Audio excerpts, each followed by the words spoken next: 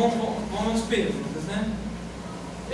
Vão compor essa mesa aqui eu, que sou Vinícius Mendes Ribeiro, aluno do programa de mestrado em Psicologia e atual coordenador da PG.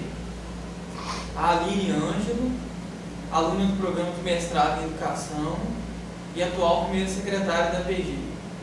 E o Vitor Pertino, que é aluno do programa de mestrado em Bioengenharia, atual segundo tesoureiro da PG.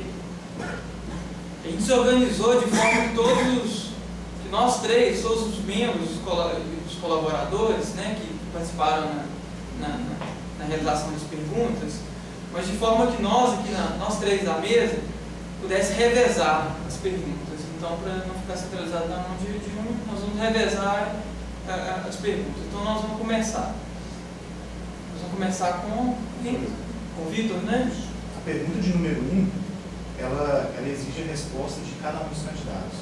Então, por que você quer ser reitor dessa universidade? Respectivamente, reitor e vice-reitor. Só lembrando as regras aí, né? Dentro dessa primeira pergunta, essa é dirigida, né, Vitor, aos dois.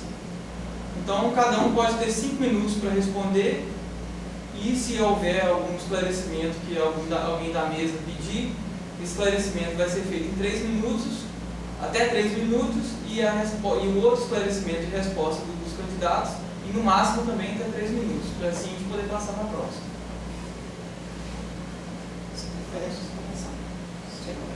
Eu posso começar. Bom, antes de tudo, agradecer a vocês essa oportunidade que vocês estão nos oferecendo de estar aqui conversando com a Associação dos Paulo-Cubanos. Vocês vão ver que, durante as perguntas, obviamente, nós esperamos que nós temos a oportunidade de mostrar para vocês a seriedade com que nós tratamos a pesquisa, a pós-graduação da nossa universidade. É um marco de nossa campanha, é um compromisso que nós estamos estabelecendo desde o princípio de nossas discussões.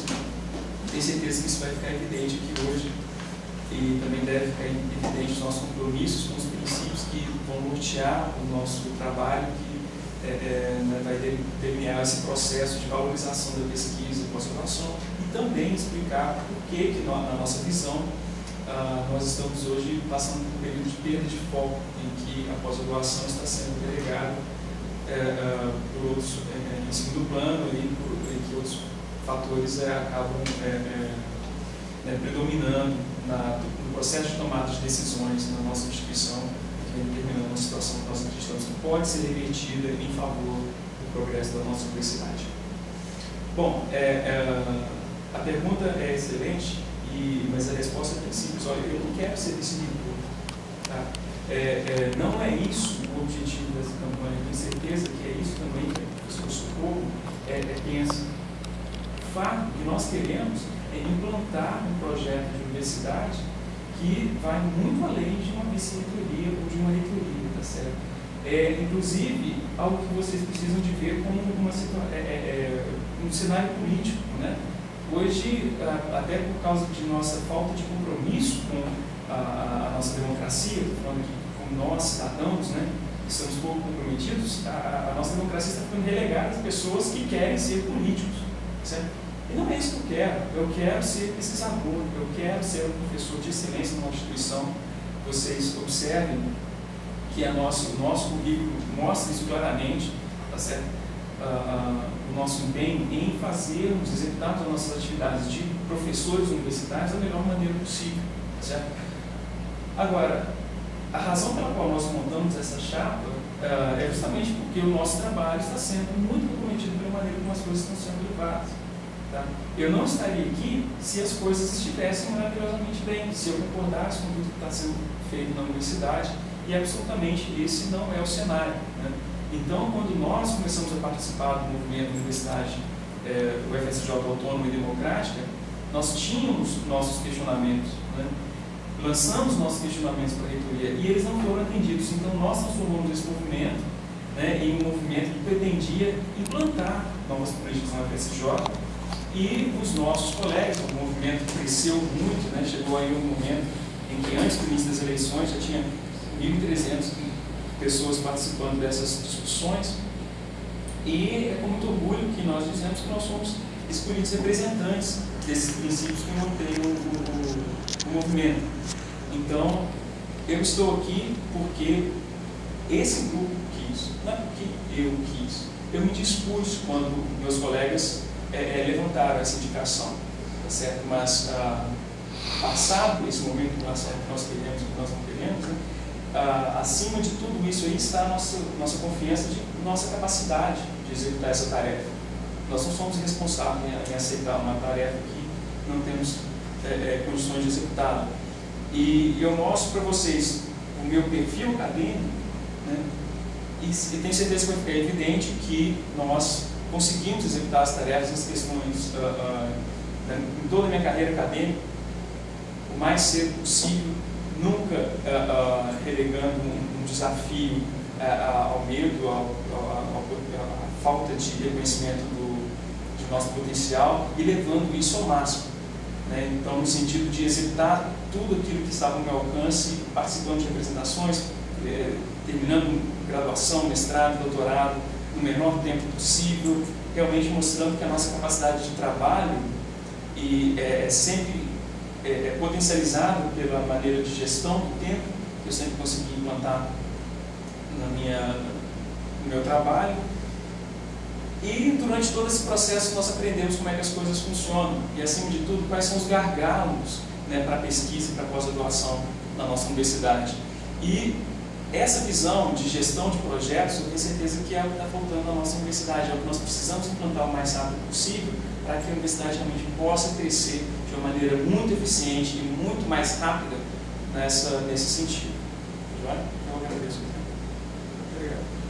Bom, eu vou responder essa pergunta, de certo modo, me referindo ao que o professor Bruno já coloca, né? A gente chega a esse momento, né, como candidato a reitor da instituição, a partir de uma experiência que a gente tem já de 8 anos aqui na instituição e de uma leitura que vimos fazendo nesse tempo todo dos processos institucionais, né, da gestão da instituição, dos problemas, das dificuldades, uma leitura crítica.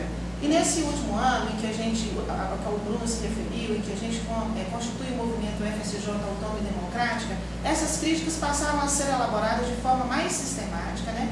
Um movimento que congrega alunos, técnicos e professores. Então, a gente consegue elaborar de forma mais sistemática nesse último ano uma leitura crítica dos problemas da UFSJ.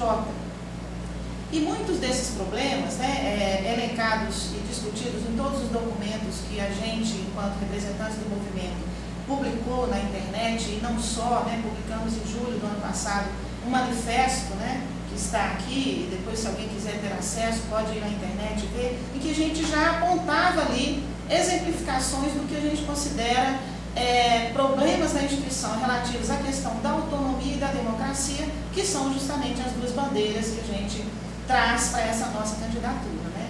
Os dois princípios que a gente considera que são indissociáveis e que dão sustentação a uma universidade que quer ser pública, transparente, de qualidade.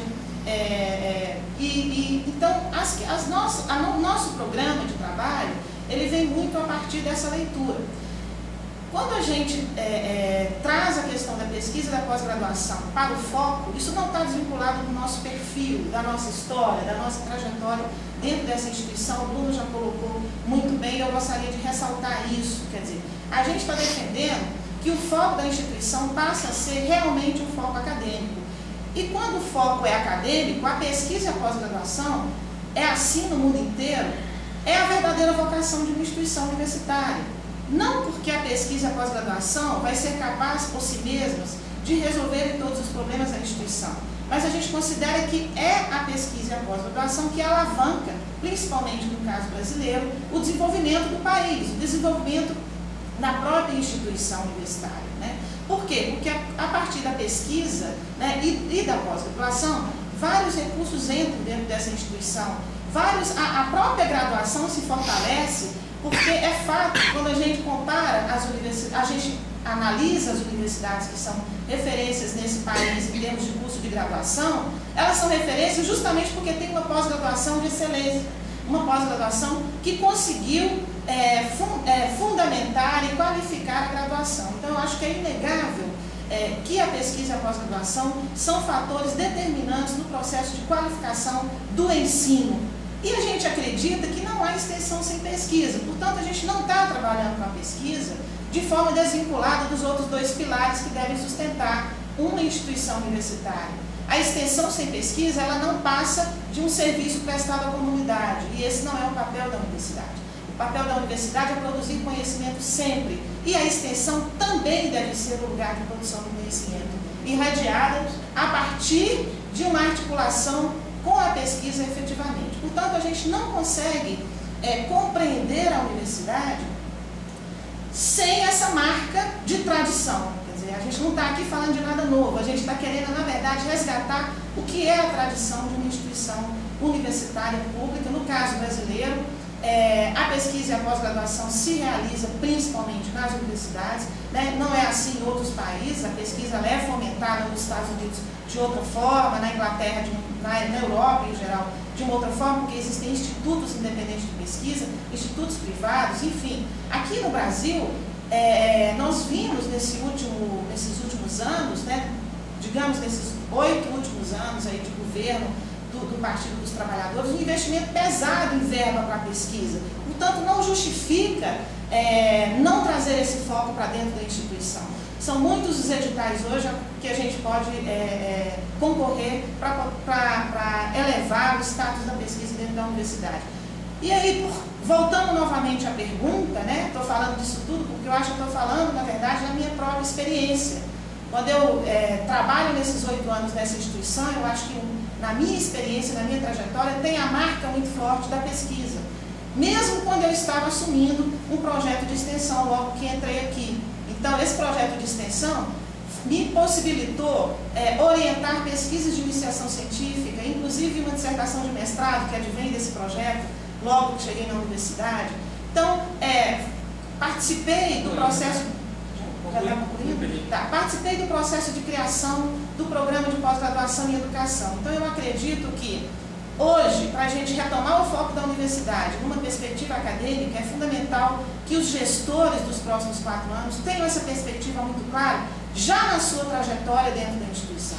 Portanto, eu acho que a minha trajetória e o meu perfil estampado aqui nos nossos materiais de campanha e no meu currículo Lattes mostram muito bem de que lugar eu estou falando e de que lugar a gente pode estar dando uma direção para a gestão da universidade nos próximos 4 anos. Quando eu falo eu estou querendo também, só para fechar, me remeter a um grupo muito grande que nos dá sustentabilidade nesta concepção de universidade que está em jogo hoje aqui na UFSJ. Uma consideração é o seguinte, o que nós, o professor Socorro tocou aí no assunto dos investimentos que tiveram durante essa gestão, né, por parte dos trabalhadores, e realmente nós podemos perceber que principalmente nos últimos 4 anos, né, houve uma grande derrama de dinheiro dentro da universidade. Não sei se eu posso usar esse termo, mas já está empregado. E esse investimento ele já foi empregado onde a atual administração achou que deveria ser empregado. Então, uma leitura que é possível ser feita é que não existe a certeza de que mais investimentos desse nível serão feitos nos próximos anos. Aí dentro disso, como que vocês veem o desafio de gerir agora os problemas que serão oriundos desse Reúne, que expandiu muito a universidade, mas que não deu uma estrutura, pelo menos, ao que tudo indica, adequada para todos os cursos, para todas as pós-graduações e para todos os programas que foram abertos com esse investimento? Especialmente estrutura física mesmo, estrutura de laboratórios, né, além da estrutura pessoal, do corpo docente. Nós não temos dúvida disso. Essa questão, na verdade, ela delineia uma boa parte das discussões que nós tivemos no movimento UFSJ Autônomo Democrático, que é a falta de planejamento, certo? Nós tivemos um grande volume de recursos que vieram das mais diversas fontes, diversos programas do governo, não é só a expansão do sistema fora de sede. Nós tivemos o Expandir, e o Expandir meio que se transformou em Reúne, aí, que foi dado um viés mais adequado, mas enfim, então foi mudando política no meio do caminho e a gente teve que ir se estruturando e realmente, no meio desse desse processo, muita coisa não ficou né, orientada para o objetivo daqueles investimento daqueles recursos. Né? Nós temos para nós muito claro que a pesquisa, embora tenha sido necessária essa intervenção direta do governo para fomentar a implantação de diversos laboratórios, a pesquisa normalmente ela consegue sobreviver desde que você forneça a infraestrutura básica, né? E eu estou falando aqui mesmo de concreto e aço mesmo, e principalmente infraestrutura burocrática. Tá certo? Isso é algo que a gente não tem muito claro, né? A nossa tradição de pesquisa fica comprometida por essa falta de amparo burocrático. Né? Nós temos que descobrir, nós estamos importando um potenciostat para o laboratório, um equipamento pequeno, barato e tal, mas o processo agora que está sendo implementado, há 3 anos atrás, a gente não tinha um procedimento de importação de equipamentos aqui. Então, nós temos um recurso, a gente está conseguindo investir, tá certo? O dinheiro está lá, é só a gente comprar equipamento e a universidade, né, soluça muito nessas horas. Então, esse investimento nós temos que fazer imediatamente. E a palavra-chave para nós aí é estabelecer uma política de mérito, tá, na hora de fazer as distribuições de funções gratificadas para os nossos técnicos, tá certo? Para garantir que nós possamos estabelecer uma cultura adequada para o desenvolvimento desses processos, tá certo? A gente não pode e não deve contar com esses recursos, né? Eles já vieram, tá certo? Esses milhões de reais já vieram, já foram implantados. Agora nós temos que saber onde é que nós vamos conseguir mais recursos. Aí que nós falamos de projetos, nós temos que trabalhar com uma cultura de projetos na FSJ que nós ainda não temos, porque aí sim a gente consegue. Olha, nós temos aqui professores, vários exemplos, que conseguem junto às agências de fomento, como a FINEP, como o próprio CNPq, projetos aí de 2, 3 milhões de reais. Então, esses recursos podem ser investidos. Agora, os recursos da universidade têm que ir para a graduação e resolver esse problema imediato de falta de recursos, principalmente em laboratório, tá certo? E a partir dessa distribuição, nós vamos ver o que nós conseguimos fazer para a pós-graduação, principalmente de acordo com as disponibilidades orçamentárias. Obrigado. Socorro, você quer responder essa? Imaginando que vai ter 2 respostas? Porque como a pergunta dele, a primeira pergunta foi dirigida para os dois específicos, então os dois podem ter até 3 minutos para responder. Tá, eu acho assim, eu acho que nós temos que encarar os próximos 4 anos como um grande desafio em função da queda da verba que a instituição tem hoje, né? Porque a cada ano se recebia 38 milhões dessa instituição como verba do Reúne, a dívida do Reúne. Nosso orçamento agora é o orçamento real de 13 milhões, em torno de 13 milhões. A pesquisa, ela tem, como o Bruno já coloca, a capacidade de trazer recursos para dentro da instituição. Quer dizer, ela, de certo modo, ela tem uma certa autonomia, porque depende do mérito dos docentes envolvidos, dos pesquisadores envolvidos em captação de recursos. Hoje, a pesquisa no país ela é fomentada principalmente pelos editais das agências de fomento e a gente é submetido, enquanto pesquisador, a essas agências de fomento para trazer verbas para dentro da instituição e tocarmos as nossas pesquisas. Nós temos pesquisadores que conseguem, em 1, 2 anos, colocar 5 milhões dentro da instituição, enquanto o nosso orçamento não passa de 13 milhões. Portanto, é importante perceber que o uso desses 13 milhões tem que ser um uso para minimizar, né? Eu acho que a gente não vai assumir aqui que a gente vai resolver os problemas da universidade totalmente, né, decorrentes desse processo de expansão nesses 4 anos. A gente precisa fazer um diagnóstico de realmente onde estão os gargalos, onde se precisa investir em termos de orçamento da instituição e vamos tentar trabalhar com a distribuição desses recursos para resolver determinados problemas a partir de uma avaliação meritocrática, sim, né? A gente não abre mão, o Bruno já falou, eu gostaria de reforçar, que a gente tenha critérios muito claros de distribuição de recursos dentro dessa instituição, né? E aí é claro que a gente não está falando de distribuição de recursos apenas para pesquisa, mas não, para o conjunto da vida acadêmica dentro da instituição, né? Das atividades acadêmicas dentro da instituição.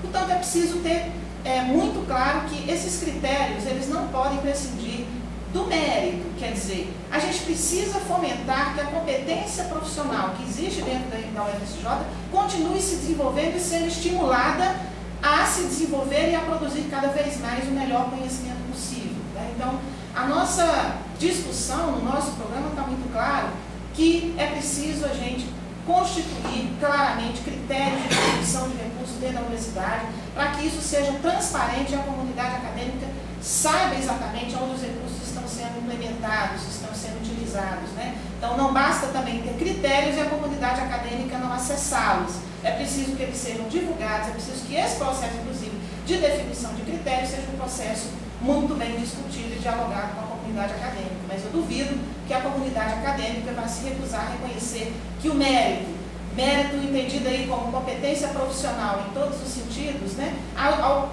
que vem muito claramente delimitado nos editais em que a gente está submetidos, eu duvido que isso não seja reconhecido pela comunidade acadêmica como uma perspectiva de investimento e distribuição de recursos. Obrigada.